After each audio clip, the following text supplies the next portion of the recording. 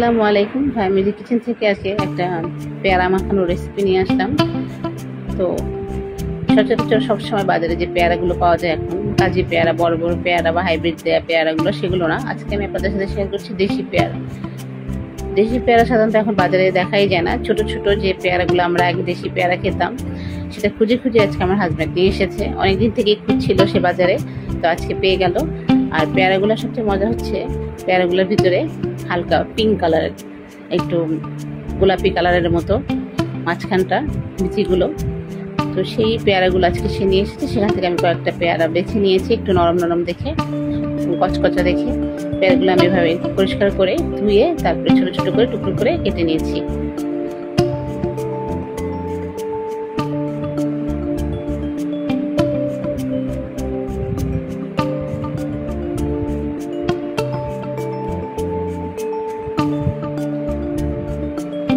পেয়ারাগুলো কাটা হয়ে গেলে আমি এটা কাসুন্দি দিয়ে মাখিয়ে আমার ঘরে সবাই খাবে।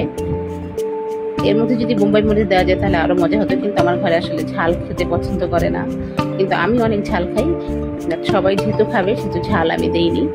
এখানে আমি পেয়ারাগুলো প্রথমে কেটে নিয়ে তারপরে একটা বাটিতে নিয়ে তার মধ্যে দিয়ে দিলাম কাসুন্দি, এরপরে দিয়ে দেবো একটু সামান্য চিনি, আর দিয়ে দেবো লবণ এবং একটু শুকনো মরিচের গুঁড়ো। যেহেতু শুকনো মরিচের গুঁড়ো দিয়েছি তাই একটু সামান্য চিনি দিয়েছি, কারণ আমার ঘরে বাচ্চারা বা আমার বড় একদমই ঝাল খেতে পারে না, তাই আমি ঝালের পরিমাণটা একদমই কম দিয়েছি। আর একটু চিনি দিয়ে দিয়েছি, যেহেতু কাসুন্দি দিয়েছি, কাসুন্দি যেহেতু সরিষা, তাই একটু তিতা লাগতে পারে, তাই একটু চিনি দিয়ে দিয়েছি। তো ওটা ভালো মতো আমি মাখিয়ে নিলাম।